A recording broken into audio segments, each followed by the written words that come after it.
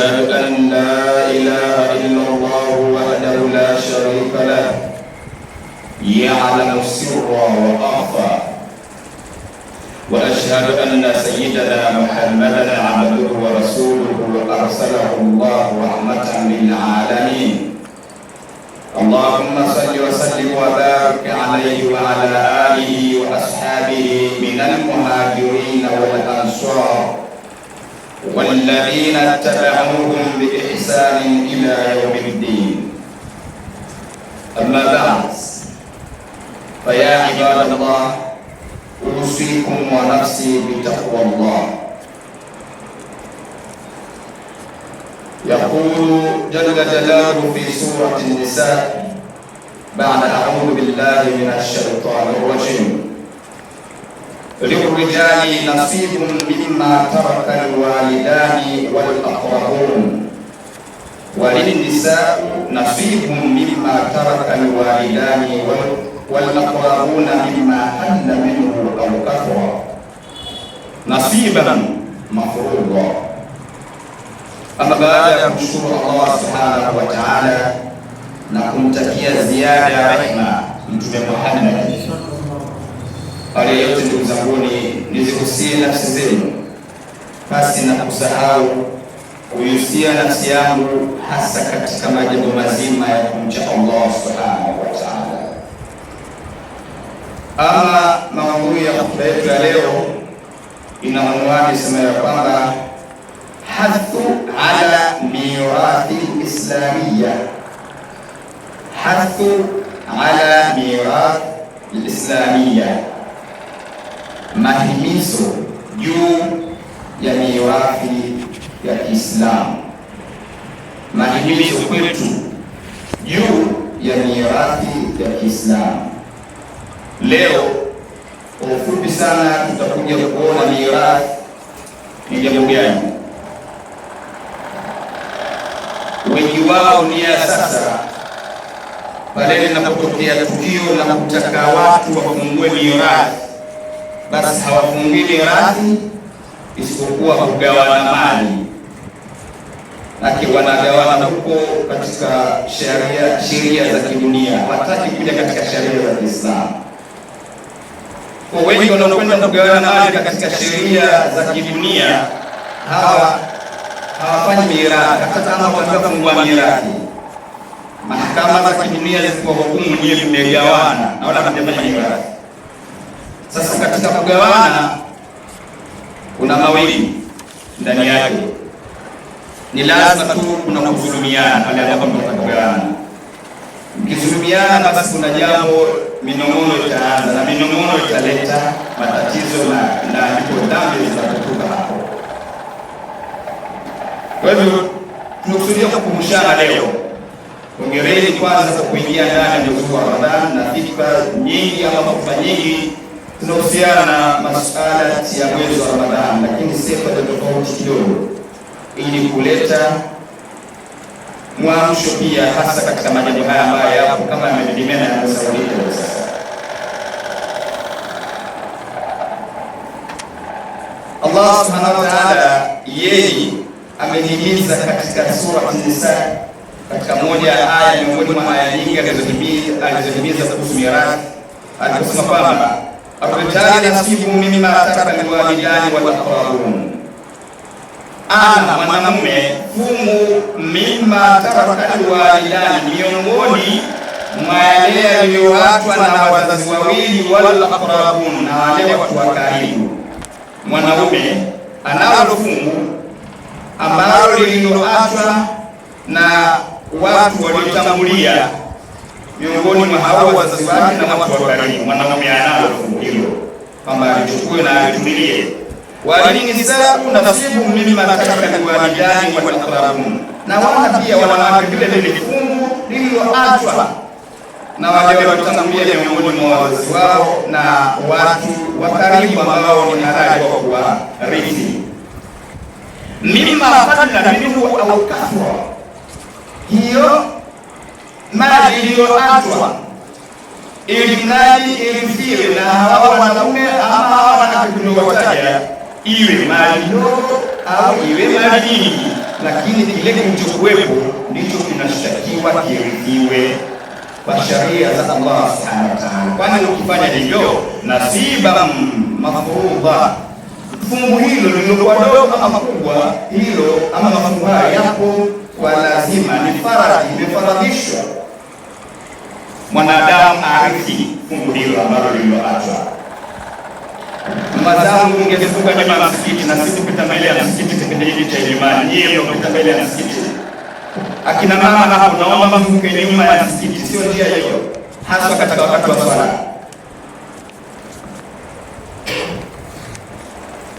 Ibadallah, nakatuna sisi tunatafuta mali, kila mmoja wapo yuko bize na kutafuta mali tunatafuta kwa mambo zote. Ukitoka asubuhi ukienda katika vituo vya daladala utajua kila mmoja ametoka na kila mmoja na hangaika, lakini kubwa ni kutafuta mali. Na batullah, hakuna kingine kutoka mali. Wa inna al-mala wal banuna zinatul hayati dunya, na hii mali ambayo tunahangaikia na watoto ambao tunao wapenda zaidi, yote ni mapambo ya dunia. Naomba tuelewane vizuri. Wakad la tastamiru tawila wala tabqa, na hii mali ambayo pia yakipeleka mbio taenda mbio, na watoto ambao tunawapenda mpaka wanatutoa katika sheria za Allah subhanahu wa ta'ala kwa pendo letu tu, kwa kutumia ile ndani. Uone mtu wako ateseki, afanye hivi, upo kuteseka kwa ajili ya dini. Lazima mtoto umweke bizi kwa ajili ya masomo ya dini pia, si katika masomo ya dunia tu. Akirudi ile saa 12 ukapeleke mtoto wako darasani, basi mlete ati usiku kachoka, hajakula, hajafanya homework, hajafanyaje, basi mtoto wako mzima mpate mali. Na hawa watoto ambao wanaambiwa wewe ni la tastamiru tawila wala tabqa, mali hizi za watoto hazitochukua muda mrefu na wala hazidumu. Mali unazotafuta hazina muda mrefu kwamba zitakaa nazo imba zikuacha au ziache. Na watoto pia halikadhalika, waweza msomesha mtoto wako akafika huko na kufika, lakini wakati ana apply kuhangaika na masuala ya kazi, anakwenda zake akataja mambo mengine. Mwenyezi Mungu atumsuru hayo inshallah.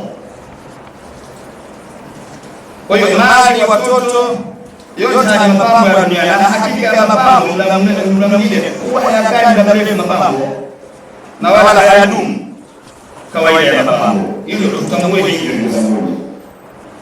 Wa inna al-mala allati bi aydikum, ndugu zangu, na hakika ya mali ambazo mlizonazo mikononi mwenu. Mali si mpaka muone mtu atanagaa na nini, hata nguo zako tu. Leo una jinsi hii, una traki hili, una kanzu hii, una kofia ile, hivyo ni mali hiyo pia. Ili kuonyesha mali, angalia utakapofariki, kama una watoto wa kiume basi watarithi. Na wewe mwanamke, angalia nguo zako ulizojaza kabati, lolo ukutani lote nguo tu zitakuja kukiwa ni mali hizo. Kwa hiyo usije kaangalia ile uwezo wa juu tu mpaka hii mali ndogo ambayo unayoiona na kuzunguka kwa unataka sio mali pia. Kwa hiyo inna al-mala allati bi aydikum, hakika mali ambazo mlizonazo katika mikono yenu mnazozimiliki, inama hakika si nyingine ya Allah, hizo ni mali za Allah subhanahu wa ta'ala. Li'annahu khalaqaha, kwa sababu yeye Allah subhanahu wa ta'ala ndiye aliyeziumba hizo mali. Walakin mata'akum biha, lakini baada ya kuziumba yeye Allah subhanahu wa ta'ala akakutawalisheni nyie zile mali, waja'alakum khulafa, na akajalia nyie kuwa ni kama wasimamizi wa kuzitumikia zile mali. Kwa mtu asidanganyike, ingawa amekutawalisheni vile ambavyo unapojenga nyumba yako, kwa sababu hii nyumba yangu ya Allah subhanahu wa ta'ala, amekutawalisha Allah subhanahu wa ta'ala na akakupa namna ya kutumia. Hili gari langu ni kweli la kwako, lakini la Allah subhanahu wa ta'ala, yani una itikadi hiyo, ndio makusudio. Ukiwa na moja kwa moja kitu changu kwa mwanadamu ndio kuumba wewe, akakupa hizo mali, utakuwa ni kibra na nasi makubwa mbele ya Allah subhanahu wa ta'ala. Kwa kwanza tambua hivyo, Allah amekutawalisha na amekupa imani uweze kuzitumilia vizuri, uwe kiongozi viongozi wao. Fa antum fiha bimanzilati wakala. Basi kama ni hivyo, basi tambua nyie katika hizo mali ambazo mnazomiliki ni kama mawakala tu. Mtu kama mawakala katika mali ambazo mnazomiliki. Tumesema usiangalie mali ndefu, angalia tu hata nguo zako ziangalie. Ili usije ukatoka katika hukumu kwa mwangalia mtu mwenye mali. Inanipiga sana nyie hiyo hukumu mpaka wewe kama kwa makini. Wewe katika mali ambazo unazomiliki ni kama wakala tu. Wakala na tunajua mawakala. Mara nyingi mali zinakuwa si za kwao, wapo wenye mali, anakwenda anachukua na anafanyia kazi. Kitakachopatikana kama faida kidogo, nyinyi mtakwenda kwa mmiliki, kile kidogo tabaki kwake mwenyewe angalau aendeshe maisha yake. Ndio wewe hivyo. Ili kujua hilo angalia siku ya kufa. Kwa hiyo fala tamna'uha billahi yastahiqu fil irthi. Usizuie ama msizuie mali kwa wale ambao wanapaswa sana kurithi pale ambapo mtu atakapokufa. Ni hilo laki, msije mkazuia mali za mtu fulani ambaye alitangulia mbele ya haki, mkawanyima urithi wale ambao wanastahili kurithi. Usizuie, kwa sababu hizi mali ni mtihani. Wala tadhlimu lilmustahiq fil mirath li ajli dunya, wala usidhulumu wale ambao wanastahili mirathi eti kwa ajili ya dunia. Maisha yako ni nzuri safi, usifanye hivyo. Dunia leo tunaona na kusikia watu jinsi wanavyodhulumiwa zile mali zao za haki kabisa kutaka kuzipata. Kwa hivyo tumeleta mada hii ili mradi tuweze pia angalau na katika nyanja hii ya mirathi tuweze kuzungumzia, tuweze kufunguka kidogo kwamba mirathi ni kitu gani, na tutaeleza kwa ufupi mirathi ni nini. Tutaeleza. Kwa hiyo sio kuzuia mtu atakayekabidhi wao kazuia zile mali kama ni mjomba mtoto mkubwa nani watu wanahangaika. Una habari ndefu sana mbele ya Allah subhanahu wa ta'ala. Au wewe pia miongoni mwa watu ambao wanataka kurithi, alafu baada ya hapo wajifanya mjanja zaidi kwa sababu yako. Tumelazimika kuleta mada hii. Yuko mtu atatoka siku moja mpaka anazungumza tu, ananielezea namna ndugu zake ama ndugu yao mkubwa alivyowadhulumu mali ya mirathi. Pale pia tutapata mada. Tuko leo mmoja tulete mada ya mirathi. Sio siku nyingi. Ingawa kwa kabla ya Ramadhani. Kwa mmoja tulete, alafu watu angalau tuwe hivyo. Kwa sababu tunazungumza na watu ndio tunapata mada, alafu ndio tunapata nafasi ya kuzungumza ili ndani ya jamii ipate faida zaidi. Kwa hiyo sio kama mali ya mirathi kwa ajili ya maisha yako yawe yanazika katika dunia, unatafakari mbele ya Allah subhanahu wa ta'ala. Nidhamu mirathi, nidhamu shar'i. Ndugu yangu, mpangilio wa mirathi ndio mpangilio wa sharia. Kama sheria iliyopangwa na Allah subhanahu wa ta'ala, basi na mirathi ili mwenye pangwa kwamba iwe hivi, arithi huyu asirithi, mtu asizuie, akizuia atafanyaje, ndio mirathi. Sio jambo dogo. Sha'anuhu ka sha'ni ahkami salati wa zakat wal muamalat. Jambo la mirathi ni kama vile jambo la swala na hukumu zake, ina sheria zake, ina nguzo zake, na mirathi pia hivyo, wa zakat na zakat vile vile, wal muamalat na miamala mingine ambayo ipo kwamba ukitaka kuamiliana na mtu basi fanya hivi usifanye. Na mirathi ina uzito mkubwa sana mirathi. Leo Waislamu wakimbilia mahakama, alafu wanaacha utaka kuuliza mgawanyo mzuri kabisa wa mirathi kwa mashehe mbalimbali na mabaraza mbalimbali ambayo yaliyopo katika nchi yetu. Hata kama atakuwa na kasafu gani, lakini ukitaka upate haki, nyote watu tumekubaliana, sasa nataka mirathi yetu iende Kiislamu. Sio mpaka uwe pamoja. Bahati nzuri ya mirathi ya Kiislamu hata kuchochoroni pia kama yuko yule mwenye elimu ya mirathi anakuja kuzalisheni mkiridhika, alhamdulillah, na baraka nzuri kabisa katika mali yenu.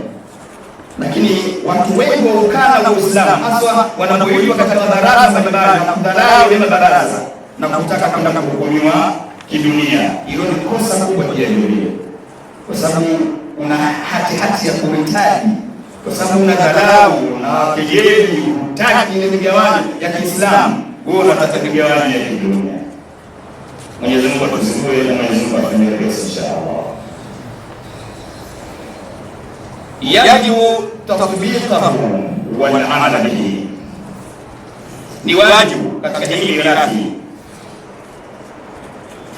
kufuata ile mipangilio yake, wal amal bihi, na kuifanyia kazi ile mipangilio. Ni wajibu kwa kila mtu kuifanyia kazi, na jambo ukiamua kufanyia kazi haligumu, wala yajuzu tabligh, wala haifai ile mirathi kuibadilisha.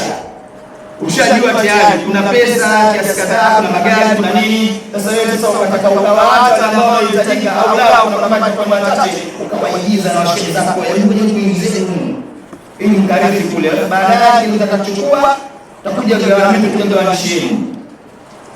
Ni haramu, kuna dhambi kubwa sana. Kwa kuwa tasmini min hakimi hamis, kwa sababu hii mirathi ni sheria kutoka kwa wale hakimu mwenye kusifika, tayari ameshaweka sheria.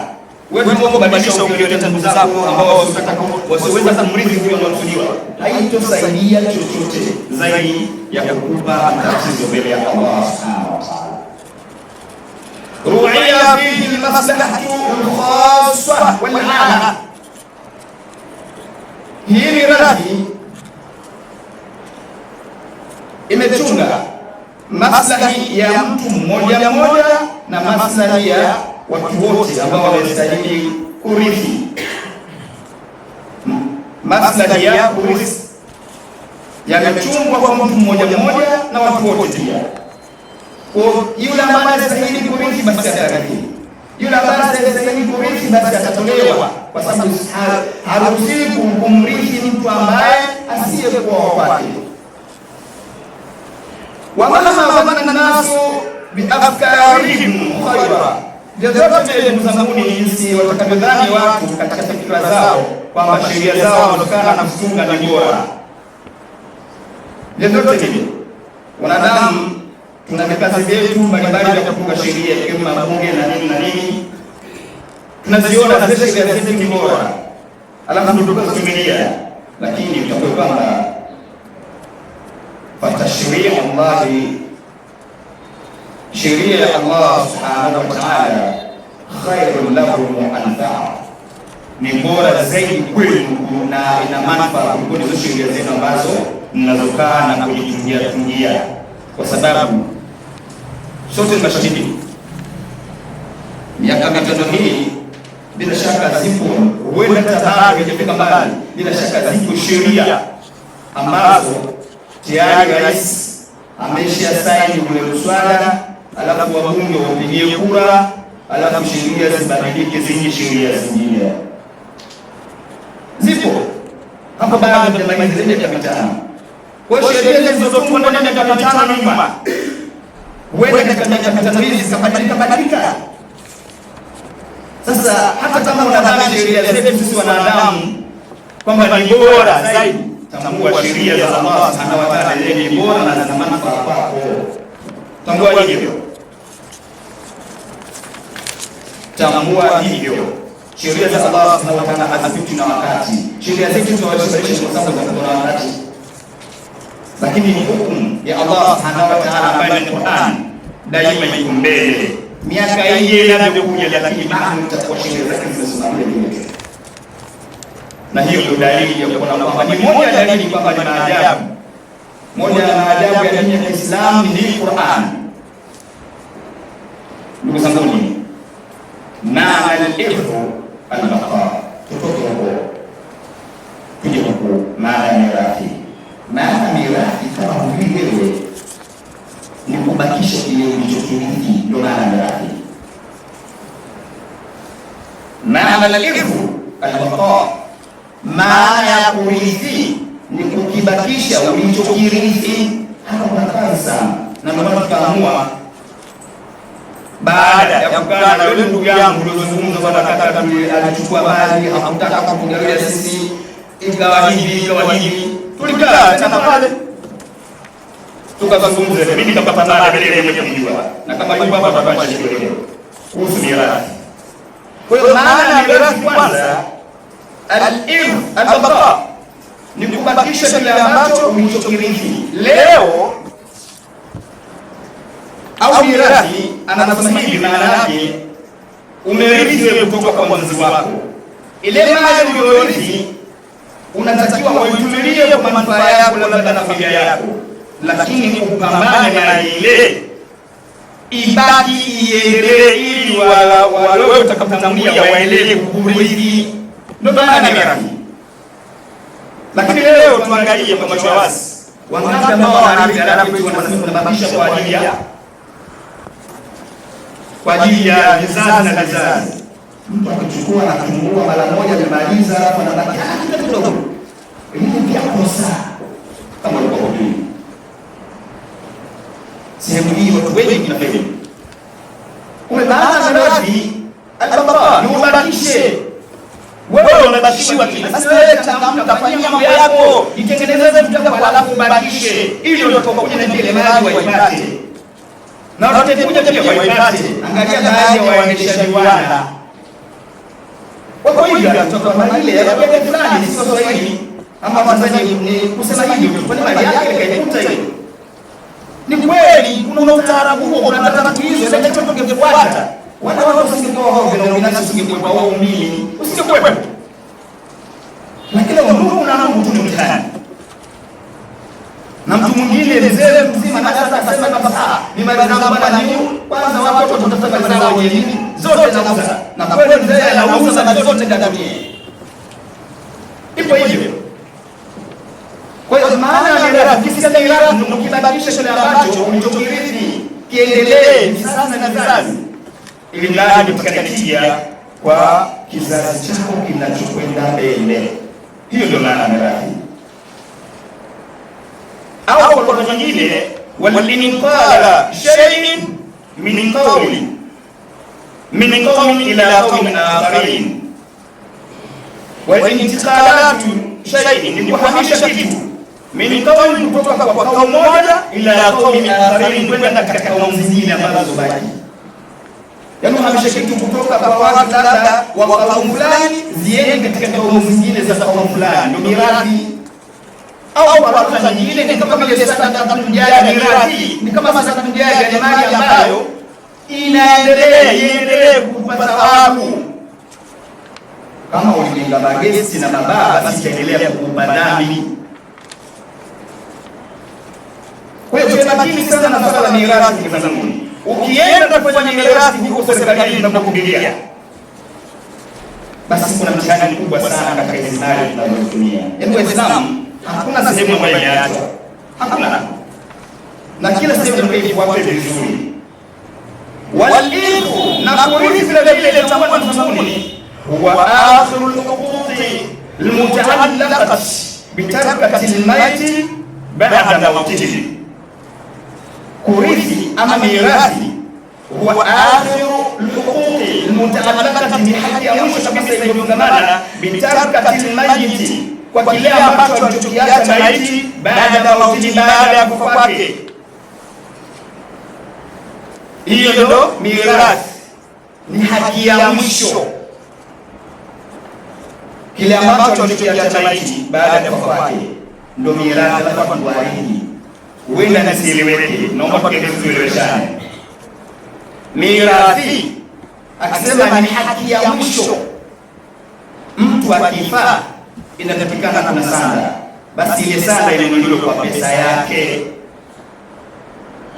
Sijui kuna mambo mengine ya msiba, inataka ile pesa yake mwenyewe itumike. Sisi wazee watatu baada ya tatu baada zitumike ile yake, alafu kile kuna nani sijui kuna gani ilipwe kwa pesa yake. Kitakachobakia sasa pale, kile kitakachobakia ndio kiwe Kufanya hivyo sio mtihani. Sasa tufanye hivyo basi. Sisi kwa kwanza tukifa tunakimbilia kwenda kukopa sana. Anaweza kama mmoja wetu anaweza kumuona, lakini asitaki kufanya hivyo, tukakopa sana. Lakini hiyo yote kwa sababu hizi elimu pia watu wengi tumekuwa kuzitoa waziwazi. Sio kufanya choyo, sio hakuni, sijui tu elimu kama hizi. Ili kutaka kufungua kidogo watu wafunguke. Kwa hiyo ni haki pia, kwa mara nyingine pia ni hivyo. Ni haki ya mwisho, sio haki ya kwanza. Vile vile mtu akifa tutakuwa tayari kabla hajazikwa, ile ni badala ile itakuwa tayari. Mtu ana madeni, mtu ana mali ya mtu, ndani ya mali yake kuna mali ya mtu, sasa mtu ana share. Na kitu wote hawataki waangalie kwamba huyu anashare na hata ndabile kuna magrupu kabisa ya kushare mali. Nikisema kushare, hata kama nikisema hii watu wanasema wananunua hisa, mtu kama ananunua hisa sasa ndio unakuwa msukuma na hisa sasa wapi? Ana hisa yake sehemu gani? Mtu akifa hiyo mtu haangalii yuko na nani yeye, yote anaingiza katika mirathi na kwenda kufuata sheria za mirathi kwa kujilipizia mali. Jamani, tutakwenda wapi? Kwa lazima tuyaseme na tuyaweke wazi, angalau ikiwa kwa kuchelewa, ikiwa kwa wazi, lakini hili Allah Subhanahu wa ta'ala amemzindua na kwa kuzungumzia haya jambo. Kwa mirathi ni haki ya mwisho baada ya pesa ile kufanya vitu vile vinavyostahili, kulipa madeni, kuleta mambo mengine, kufanya kila kitu. Ni sana tumeita kwa ndio kidogo leo, ili mradi tuweze kupata kufahamu.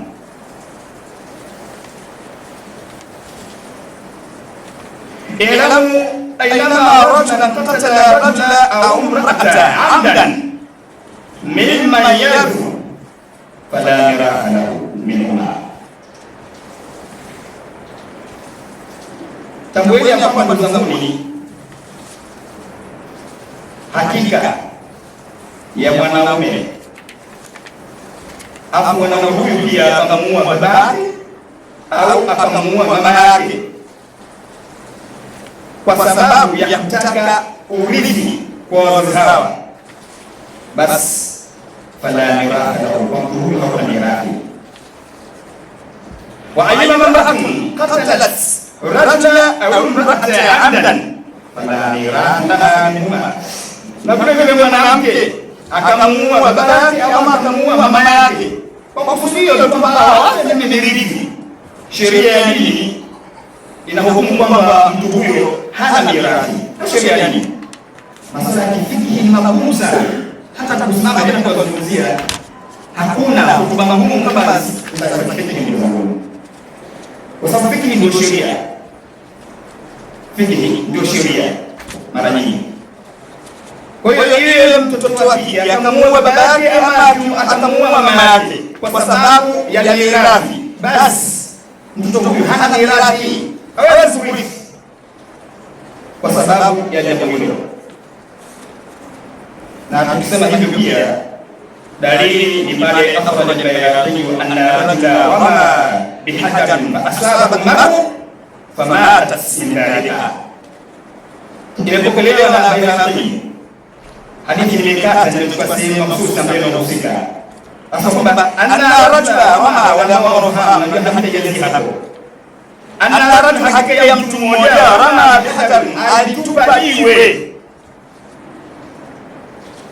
asaba umma alafu liwe likamata na alipofikia sasa kwenye mahali na likampata kwenye mahali, famata min dhalika, basi mama mtu akafa kwa kukana liwe lolokulo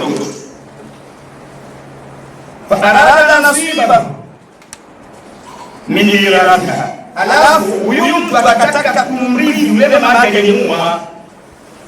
Faqalat lahu ikhwati la haqqa laka, wakasema wale ndugu zake waliobakia kwamba wewe hapa na haki, kwa sababu kipindi cha nyuma mzee wangu alikuwa na elimu na watu walikuwa wanafuatilia masuala ya elimu tofauti na hivi sasa. Hiki kilichokuwa nacho sisi wafuatiliaji wa TikTok mara nyingi, YouTube na vitu vingine, lakini masuala ya elimu hapana. Hata wanaoja yeye mwenyewe pia tunataka kabisa kwa sababu mtihani ulioje. Kwa hiyo hawa wakamwambia ndugu yao kwamba wewe hapa una haki ya kurithi. Yule akachana, akasema twende katika kiongozi wa dini. Basi wote wakatoka ila Ali alayhi salam, kwenda kwa Imam Ali. Ni zama za Ali. Huyo ambaye alikuwa mirathi akazungumza na Imam Ali kwamba mimi mama yangu amefariki, baada ya kufariki ndugu zangu wananyima mirathi. Wala kumweleza wazi kwamba amefariki kwa sababu gani, alipiga jiwe, wewe mfanya hivyo. Fakala Ali alayhi salam, Ali akasema ama akahukumu hii kesi, akamwambia kwamba hakika mirathiha, haki yako wewe ya mirathi, alhajar, ile jiwe, chukua ile mirathi yako, kuna kitu na sifuri, chukua jiwe, nenda nalo mirathi yako. Ile hadithi za Mungu ya wazi kabisa, na atakayetaka athibitishe basi atatufuata, tutamuonyesha hadithi nzima kabisa, na imekuwa na Bayhaqi. Kwa hiyo mirathi yako wewe, Ali anamwambia habari ya Muhammad jiwe, mirathi yako wewe ile jiwe, chukua jiwe hilo, mirathi yako wewe, kuna kitu hapa. Kwa hiyo ndio maana kujibu tukasema maneno haya ili yasionekane kama ni maneno tu tunaona wewe na mshiriki pia. Kwa hiyo walam yaqutu min mirathiha shay'an, mwenye nani Imam Ali hakuweza kumpa chochote kile miongoni mwa mirathi za yule mama kijana ambaye ni mama yake, akahukumu hivyo, jambo lilishe hivyo. Wangapi leo wanawazia wazee wapiga mashoka ya kichwa? Mimi nimekuja Vingunguti na msitu wangu mkubwa Masjid ya Hera pale Vingunguti, toka udogo wangu mpaka nafikia huko. Kuna mzee mmoja nilimsahau kwa sababu ni miaka mingi kidogo, swala ya asubuhi yeye alikuwa na wahi sana, mwanae akimzaka kidogo kama hasiko sawa, akatoka siku hiyo na shoka na mzee, sio mtu wa kuswali, lakini alimjezea siku hiyo baba yake. Swala asubuhi miongoni mwa wazee wa mwanzo sana yeye, ndani kule kuna yule, kipindi kile kulikuwa na wazee wa nani swala, kipindi hicho kwa saa 10:30 wazee walishaingia wananani zile swala. Kwa hiyo mzee na swala ambaye ni Bilali na baba wa huyo mtu, basi mzee Kibavu kama sasa kwa hiyo huyu mtoto wake akaja na shoka akamtandika baba yake, lakini huyo mzee Kibavu ikawa sababu ya kufariki yule mzee. Lakini kijana akakamatwa akaenda zake Segerea, na kisa ni mali. Nadhani yule mtoto alikuwa ni mtoto wa mwanamke, basi kulikuwa tunasema kulikuwa na matatizo kidogo pale, kwa akachukua maamuzi hayo ya kijana. Hayo si ya kuhadithiwa. Uone sasa ya kupigwa shoka vizuri kabisa, mtoto apiga baba kwa ajili ya mirathi, na matukio mengine wewe unayo kichwani mengi ulioyaona na uliyosikia pia. Ikiwa hivyo basi mtoto huyo harithi, na wewe unadhamiria hivyo, ni hata ile kumuia tu mzee mwanafiki leo, innamal a'malu binniyat. Hiyo habari nyingine pia ni ndefu sana. Kama haitoshi dalili hiyo, qala Rasulullah sallallahu alaihi wasallam, amesema Mtume Allah subhanahu wa ta'ala katika kuzungumzia mirathi, hasa katika tukio hili, asemaje Mtume? Laisa lilqatil illa mirathi shay'an, hakuna kwa muuaji kutokana na mirathi chochote kile. Yule muuaji ambaye muua mzazi wake ni ndani ya mji hapati chochote, ili kama Mtume ameshafunga tayari. Lakini watakuja wajomba wakubwa wataleta hukuma pale. Tufuate sharia ya sina kwa kutaka kuza kwa. Katika kumalizia, wa min shuruti tahaqququ mautu, na miongoni mwa masharti ambazo zinatakikana za kuhakikisha kabisa na mtu huyu mrithi ni mauti. Mtu ni lazima afe, alafu ndo arithiwe. Harithiwi yule mtu aliyekuwa mbali sana na 20-30. Kisheria tunamtamkia hiyo al-mafqud la yura. Huyu Bernard Mapoz, mtu ambaye labda yuko South Africa, yuko Germany, yuko wapi, miaka mingi hayupo. Ameacha mali zake, simu hakuna, mawasiliano hakuna, jambo lolote. Nyinyi mkasasa mali zake sisi tuzirithi. Na nataka mwote kama mpo au kama tupo, tuchukue hatua ya kuuliza tufanyaje sasa kurudisha mali hizo. Mtu aliyekwenda mbali kwa kupotea miaka mingi, hali hii ndio anakuwa hapa. Kwa sharti la kurithi, uhakikishe huyo mtu unamrithi amekufa bado, watahakuku hayatu alwathi, na vile vile uhakikishe, je, hawa wanaorithi wako hai? Watahakuku hayatu alwathi, na kuhakikishwe kwa hawa ambao wanaorithi wako hai, alafu hukumu mwingine. Lakini pia vile vile hapo mfano, kwa sababu sheria huende katika swali kidogo, uhakikishe wanaorithi wako hai. Kwa hiyo kuna namna yake. Maiti anamrithi maiti, yaani maiti anamrithi maiti, hiyo ipo na sheria ndio wazi. Wapi mfano wake kitoe? Chukulia tuko tumezaliwa watu watatu, baba yetu akafariki, watu watatu, sisi watu watatu tukabaki tupo hai, lakini mmoja wetu akafariki baada ya baba yule. Baba alifariki, hakufungua mirathi pale kugawana,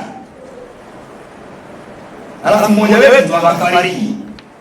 Akifariki tukienda kwa mirathi kwa ajili ya baba yetu, huyu maiti Mungu lake lazima liwe sawa sawa. Nyie wawili mtapata mtapata sawa pamoja na huyu maiti aliyokufa. Alafu huyu sasa, nyinyi mna haki ya mrithi. Nyie watoto wenye mambo mliokufa baba, hii mali yake mna haki ya mrithi. Huyu maiti mweledi, yaani kwa baba mrithi, alafu mkagawanya magonjwa matatu, yakakarithi nyie na mtapata na maiti mkagawa fungu lake. Nyie wawili mbaki pia mna haki hapa kwa maiti. Watoto watapewa fungu lao, alafu na nyinyi mna haki ya kurithi pia hapa. Nasielewa, tutatana inshallah. Kwa hiyo uhakikishe uhai wa wale ambao wana haki ya kurithi, uhakikishe wapo hai, na kama wamekufa kwa njia kama ile. Lakini baba alikuwa mtoto hai, akitangulia mtoto yule anataka hiyo, anataka sana hiyo, iko hivyo. Basi akakimbia mirathi, ndio tunapojua sisi. Wa ma'rifatul warthi almayyiti biqurbati, na wajulikane wale maiti kwa ukurithi wake. Wa ma'rifa, na wajulikane wale warithi kwa ukurithi na maiti. Kama tulivyosoma mara ya kwanza, asije mkamchomeka mtu na rafiki yako ukamchomeka kwa maana jina lake. Una mjomba wako wewe umwandika jina lake na jina lake.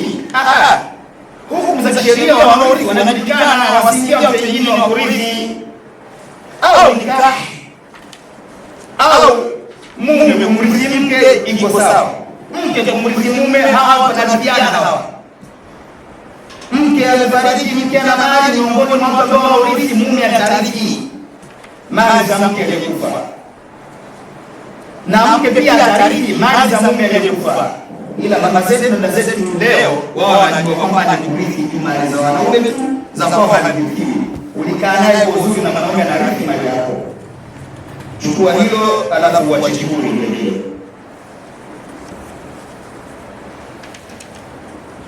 Au watoto ndio wanakuwa na haki za kurithi hapo. Walakin la yuqafu muslimun kafir. Vile vile amrithi Muislamu kafiri. Yaani wewe Muislamu huwezi kumrithi Mkristo na asiyekuwa Mkristo kwamba imani zingine ziko kwa Uislamu. Huwezi kumrithi. Hongereni na poleni wale ambao kutoka katika Ukristo wakaingia katika Uislamu. Katika Ukristo wazazi wakawa na mali nyingi, msisamani zile. Wewe kumrithi hata kitu kimoja, pambana kutafuta sababu katika Uislamu. Al-Muslim la yurithi kafir. Muislamu hamrithi kafiri. Nichukue hili. Anatakikana yule kafiri akufanyie wewe, akupe fungu mwanangu, kwa sababu hivi sasa hatupo tena. katika imani moja, basi chukua shamba hilo, chukua nyumba hiyo, chukua gari hiyo, chukua kijani, kuna kiasi wakati uko hai, hakuna mashaka, chukua kipatia. Kama vile mtu nje ya ndoa, mtu nje ya ndoa kusema ni mzaa nje ya ndoa kwa macho hivi ni sawa, lakini si sawa. Wewe ndio sababu ya kupatikana mtoto baba, anahangaika na nani? Kama wewe ni sababu, iwe yuko mbali, iwe unaishi naye, hapa wewe tukapigwa wote katika watu wa ndoa. Wewe tuchukue nini? Kama uko naye, unaishi naye na mnaitana baba mwanangu, basi kama umejenga nyumba, tafuta kabisa, mtafutie kama uwezo wako, mtafutie kitu cha kumuinua mgongo. Wewe ndio sababu kimwacha kitu kwa mchana, kama kumsomesha kusaidia maisha yake. Kama kuna mali katie kiasi cha mali ili aweze kufaidika katika maisha yake. Lakini ukifa na mtoto unaye baba na wengine wanazaliwa ndani ya ndoa, huyu harithi mali yako. Huyu atakuongea kumfungu kabisa, alafu mpe elimu hiyo kwa mwanangu bwana hivi. Lakini kwa hivi siku nikifa wewe utakuwa hapa. Ukifanya hivyo utakuwa bora sana. Soma damu kwa isipokuwa imefanana na kidogo. Kwa hiyo kafiri, Muislamu hamrithi kafiri na kinywa chake hiyo. Ingawa kinywa chake kuna namna yake. Lakini kana Nabii sallallahu alaihi wasallam akaeleza sana Mtume Muhammad sallallahu alaihi wasallam muslimina ala ta'allumi ilmi mirath. Mtume Muhammad amehimiza sana juu ya sisi Waislamu kujifundisha elimu za mirathi. Ametuhimiza mno kujifundisha elimu za mirathi. Wala mfiki na akapendezesha sana Mtume Muhammad sallallahu alaihi wasallam tusome elimu ya mirathi. Wa hadara min ihmalihi, na akatahadharisha Mtume Muhammad sallallahu alaihi wasallam katika kuipuuza elimu ya mirathi. Ni jambo gani zito sana ambalo mwanadamu anatakana awe nalo, mirathi ya mirathi. Wakala na amesema Mtume Muhammad sallallahu alaihi wasallam katika mahimizo yake, amesemaje? Ta'allimu al-fara'id, jifundisheni elimu ya mirathi. Wa'allimuha an-nas, na wafundisheni watu. Jifundisheni elimu ya mirathi, alafu pia wafundisheni watu. Leo wakati mtihani kabisa. Leo hata wale ambao tunawaita mashehe, waita mashehe kumi waweke hapo, hapo waulize elimu ya mirathi. Unakuja kuniambia wewe ndio utapata watoto mmoja au hakuna kabisa? Mirathi ni ngumu sana. Mtu amejihimiza watu wajifundishe elimu ya mirathi. Wakala ila na Mtume sallallahu alaihi wasallam amesema vile vile, ta'allimu al-fara'id, jifundisheni elimu ya mirathi, fa innaha min dinikum, kwani elimu ya mirathi ndio dini yenu. Elimu mirathi, wa innaha elimu mirathi nisful ilm, ndio nusu ya elimu ya dini. Ukisoma elimu ya mirathi kanayo, basi ile elimu ya dini umechukua nusu ya elimu. Leo tuko wengi tunahangaika tunafanya mbalimbali, maani, sarfa na vitu vinginevyo. Tuhangaika na hivi bila kupata akili ya kuchimba huko vizuri. Zile njia za kupita vizuri, ni mradi uchukue vizuri, alafu uje uelewe vizuri. Lakini tunataka na ile nahau kidogo kwa nayo, basi atatamba hiyo elimu yote kinyume kabisa, kinyume na ajiweke ndo elimu kwa la tofauti. Unaweza kukadhalika na wanabadilika sasa, waona watu kwa kujikweza kwa elimu kubwa kabisa. Lakini tunataka ndio hapa kitu ya kuwa kanzu kubwa, kofia kubwa, koti kubwa na kujikweza kwake. Elimu ya mirathi lazima tupambane nayo. Muhammad sallallahu alaihi wasallam anaeleza, wa innahu la elimu ya mirathi, kwa kumalizia, awwalu ilmu, ndio elimu ya mwanzo, yanza min ummati, itakayoondolewa katika umati wangu. Hii elimu ya mirathi ndio elimu ya mwanzo kabisa ambayo tunasema itakayoondolewa katika umma. Na dalili tuziona, ndio maana tunasema mmoja ndio ana ideas za mirathi, mashehe wengine basi watakuwa na mambo mengine. Allah subhanahu wa ta'ala afanye pesi na Allah inshallah atupendezeshe tupende kufuatilia hasa masomo haya ya mirathi inshallah. Barakallahu li wa lakum bil Qur'an wa sunnah wa nafa'ana wa iyyakum bima fihi min al-bayyinati wal hikmah wastaghfirullaha wastaghfiruhu innahu kana lil awwabin ghafara.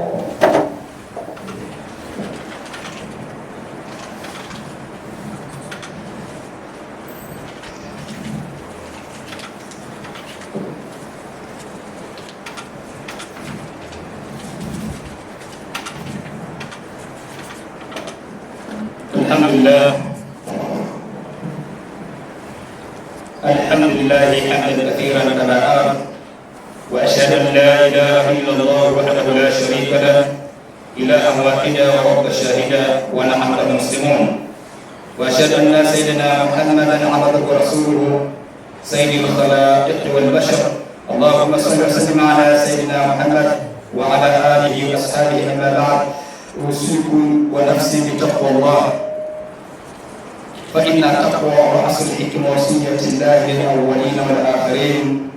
أكثروا من الصدقة والاستغفار والصلاة والسلام على خير البشر فإنه سبحانه وتعالى أمركم بأمر بدأ فيه بنفسه وثنى بملائكته المسبحة بقدسه وثلث بكم أيها المسلمون من برية جبه وإنسه فقال عز من قائل عليما إن الله وملائكته يصلون على النبي يا أيها الذين آمنوا صلوا عليه وسلموا تسليما. اللهم صل وسلم وبارك على سيدنا محمد وعلى آل سيدنا محمد كما صليت وسلمت وباركت على سيدنا إبراهيم وعلى آل سيدنا إبراهيم في العالمين إنك حميد مجيد. وارض اللهم عن الأربعة الخلفاء سادات الحنفاء أمير المؤمنين سيدنا أبي بكر الصديق وأمير المؤمنين سيدنا عمر بن الخطاب وأمير المؤمنين سيدنا عثمان بن عفان وأمير المؤمنين سيدنا علي بن أبي طالب. وارض اللهم عن ستة البقية من العاشرين المبشرة. وارض اللهم عن جميع صحابة التابعين لهم بإحسان إلى يوم الدين. اللهم وفقنا لإصابة الحق وابسط علينا الخير والرزق وزينا بالإخلاص والصدق وأعزنا من شر الخلق وأسكننا جنة عند المتقين. دعواهم فيها سبحانك اللهم وتحيتهم فيها السلام وآخر دعواهم الحمد لله رب العالمين. أقم الصلاة.